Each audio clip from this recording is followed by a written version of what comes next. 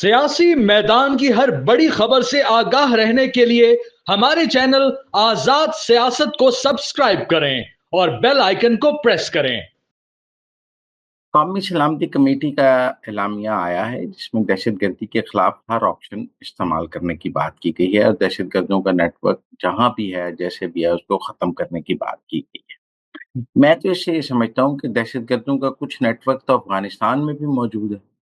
तो फिर अगर हमने दहशतगर्दों के नेटवर्क के खात्मे की बात की है तो फिर हमें तो अफगानिस्तान में भी जो दहशतगर्दों का नेटवर्क है उसके खात्मे की भी बात। मेरे नज़दीक जो एलामिया है वो इस बात का इशारा कर रहा है कि दहशतगर्दों के खिलाफ का जो नेटवर्क अफगानिस्तान के अंदर मौजूद है, फ़ौज उसको भी ख़त्म करेगी। इस ज़मन में सर्जिकल स्ट्राइक्स की जाएँ और जो टारगेटेड ऑपरेशंस किए जाएँ, लेकिन जहाँ दहशतगर्दों का नेटवर्क पाकिस्तान के अंदर ख़त्म करना है, वहाँ दहशतगर्दों का नेटवर्क अफगानिस्तान के अंदर भी ख़त्म करना है। तो मुझे तो इससे ये नज़र आता है कि दहशतगर्दों का नेटवर्क जो है, जहाँ भी है, वहाँ ख़त्म करने की बात की गई है।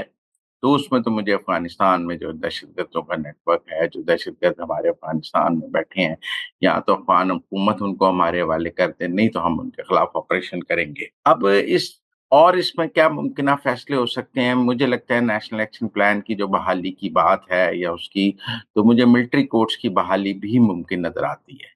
देखें, बलूचिस्तान में कन्विक्शन रेट तो 0.5% है। दहशतगर्द पकड़े जाते हैं, फिर अदालतों से छूट जाते हैं।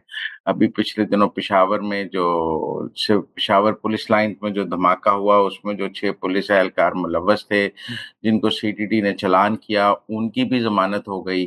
तो हमारा बड़ा मसला दहशतगर्दों का निज़ाम इंसाफ से छूट जाना है। तो मेरे ख़्याल में जब नेशनल एक्शन प्लान 3, 2 या पहले की बहाली की बात है, तो फिर मुझे मिलिट्री कोर्ट्स की बहाली भी नज़र आती है।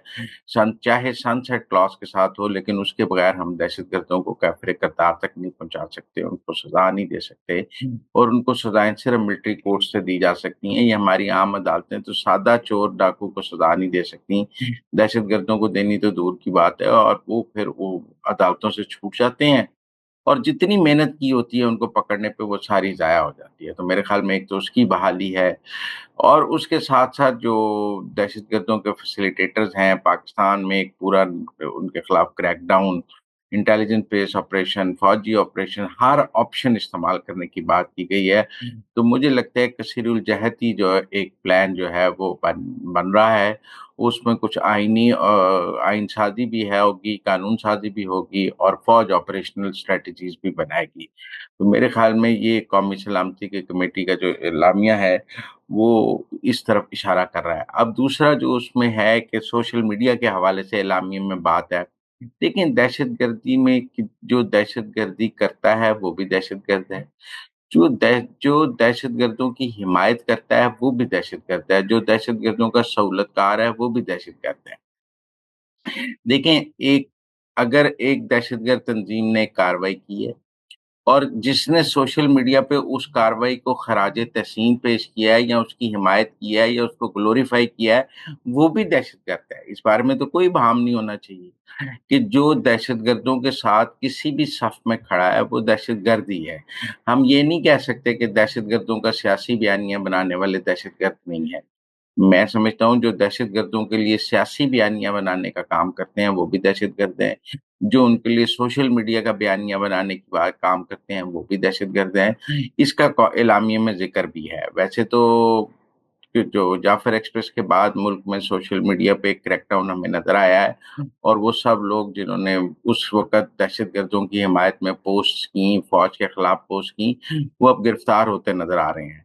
मतलब एक सोशल मीडिया एक्टिविस्ट गिरफ्तार हुआ जिसका तहरीक इंसाफ से ताल्लुक है। मैं शेख वकास अकरम को सुन रहा था, वो कह रहे थे, मैं उसके कंटेंट पे बात नहीं करना चाहता कि उसने क्या पोस्ट की है और वो हमारी ऑफ़िशियल टीम का मेंबर भी नहीं है, लेकिन पाकिस्तानी है।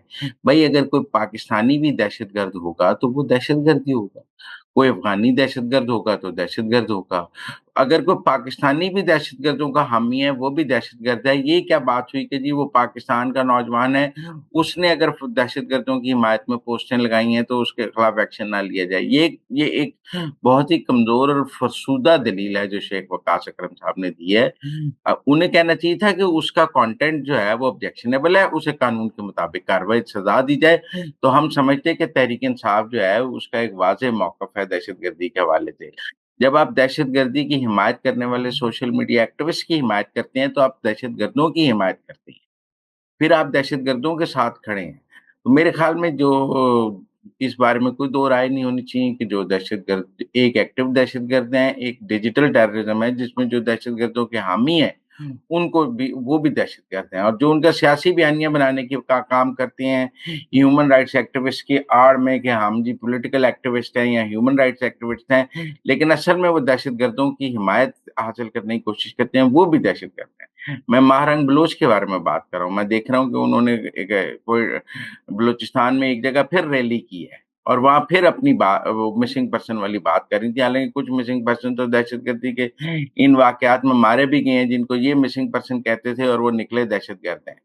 میرے خیال میں ریاست کو ان سیاسی بیانیاں بنانے والوں کو, سوشل میڈیا بیانیاں بنانے والوں کو بھی دہشت گردی سمجھنا ہوگا. اس حوالے سے قانونی کارروائی بھی ہونی چاہیے, قانون سازی بھی ہونی چاہیے, اور کوئی رعایت نہیں. قومی سلامتی کمیٹی کا اعلامیہ اس طرف واضح اشارہ کر رہا ہے. اب جو آرمی چیف نے کہا ہے کہ ہم گورننس کے مسائل پر انہوں نے بات کی. دیکھیں بلوچستان میں گورننس کے مسائل رہے ہیں, یہ سرفراز بگٹی صاحب بھی مانتے ہیں کہ وہاں نوکریاں فروخت ہوتے رہی ہیں, سرداروں نے بہت کرپشن کی ہے. بلوچستان کے سرداروں سے کرپٹ تو پاکستان میں کوئی ہے ہی رہا ہی نہیں, اور ان میں سے آج تک ایک بھی کرپشن پہ گرفتار نہیں ہوا.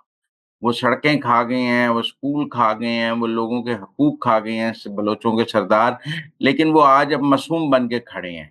مطلب وہ ان کو بے شرم سے. یہ ٹھیک ہے کہ بلوچستان میں جو گورننس کے گیپ ہیں وہ آج پاک فوج کے شہداء اپنے خون سے وہ گیپ پورا کر رہے ہیں. یہ کوئی غلط بات تو نہیں ہے. بلوچستان اس کی زندہ مثال ہے, اور بلوچستان کی حکومت یہ مانتی ہے کہ جتنی کرپشن پچھلے 70 سال میں بلوچستان میں ہوئی ہے کہیں بھی نہیں ہوئی ہے, اور اس کو آج تک ہم کہیں کھاتے میں بھی نہیں لا سکے ہیں. نوکریاں بکی ہیں, ترقیاتی فنڈ بکے ہیں, رشوتیں ہوئی ہیں, کیا نہیں ہوا بلوچستان میں. اسی طرح فاٹا کے ایریا میں جو ہمارا ٹربلڈ ایریا ہے وہاں بھی کرپشن کی بہت داستانیں ہیں. وہاں پولیٹیکل ایجنٹس کے ذریعے لوگوں کے حقوق مارے گئے ہیں. پولیٹیکل ایجنٹ کا جو نظام تھا وہ بھی کوئی خاص ڈیلیور نہیں کر سکا. تو میرے خیال میں یہ جو انہوں نے گورننس کے گیپس کی بات کی ہے وہ بالخصوص ان علاقوں کے بارے میں کی ہے جہاں آج ہمیں بہت دہشت گردی نظر آتی ہے. یقیناً وہاں گورننس کے گیپس ہیں اور وہ ختم کرنے ہوں گے. ہمیں لوگوں کو ان کے حقوق دینے ہوں گے, انفراسٹرکچر دینا ہوگا, تعلیم دینی ہوگی, صحت دینی ہوگی. یہ چیزیں پہنچانا گورننس کا حکومت کی, یہ تو فوج کی ذمہ داری نہیں ہے, یہ تو حکومت کی ذمہ داری ہے. اور اب 18ویں ترمیم کے بعد صوبائی حکومتوں کی ذمہ داری ہے, وفاقی حکومت کی ذمہ داری تو نہیں ہے. یہ تو اب 18ویں ترمیم میں صوبوں نے یہ حقوق اپنے پاس لے لیے اور یہ اب صوبائی حکومتوں کی ذمہ داری ہے. اور وہ اب دیکھیں نا کے پی میں تو تیسری ٹائم ہے پی ٹی آئی کی, وہ تو اب نہیں کہہ سکتے کہ یہ حقوق کس نے مار لیے یا ہمارے حقوق کون مار گیا. وہ انہوں نے ہی مارے ہیں جو حقوق مارے ہیں, 12-13 سال سے وہ وہاں حکمران ہیں. اسی طرح بلوچستان میں تو حکومتیں بدلتی رہی ہیں, لیکن ہم بہرحال ان سرداروں کو تو ذمہ دار ٹھہرا سکتے ہیں جنہوں نے یہ سب کچھ کیا ہے. بہرحال قومی سلامتی کی میٹنگ کا اعلامیہ جو ہے وہ بہت واضح اشارے دے رہا ہے کہ آئندہ آنے والے دنوں میں اس حوالے سے اقدامات ہمیں نظر بھی آ جائیں گے. ایک بات بہت سے لوگ کہتے ہیں کہ جو پی ٹی آئی والی, میں یہ واضح کرنا چاہتا ہوں کہ بلاول بھٹو نے بالکل ٹھیک بات کی ہے کہ جب عمران خان وزیر اعظم تھے تب تو وہ گرفتار نہیں تھے, وہ تو ملک کے وزیر اعظم تھے, پورے اقتدار میں تھے, اور وہ کہتے تھے میں ایک طاقتور وزیر اعظم ہوں, میں NRO نہیں دوں گا. آپ یہ بتائیں تب وہ قومی سلامتی کمیٹی کے اجلاسوں میں کیوں نہیں آتے تھے؟ آج جو لوگ کہتے ہیں کہ جی ان کو جیل سے لا کے قومی سلامتی کمیٹی کے اجلاس میں بٹھایا جائے, وہ ہمیں صرف اس بات کا جواب دے دیں کہ عمران خان جب وزیر اعظم تھے تب قومی سلامتی کمیٹی کے اجلاسوں میں شریک کیوں نہیں ہوتے تھے. جو بطور وزیر اعظم نہیں شریک ہوتا رہا وہ کہتا ہے مجھے قیدی کے طور پہ ضرور شریک کرائیں. کیونکہ آپ نہ قومی سلامتی پہ یقین رکھتے تھے, نہ قومی یکجہتی پہ یقین رکھتے تھے, نہ کچھ. تب بھی آپ اپنے سیاسی مفاد کی وجہ سے قومی سلامتی کمیٹی کے اجلاسوں میں نہیں آتے تھے, اور فوجی قیادت اپوزیشن کو بریف کرتی تھی, آپ دوسرے کمرے میں ناراض ہو کے بیٹھے رہتے تھے. اور آج بھی آپ کی یہی صورتحال ہے کہ آپ قومی یکجہتی کے خلاف اقدامات، آج نہیں بطور وزیر اعظم بھی آپ یہی کرتے تھے اور آج بھی آپ یہی کر رہے ہیں۔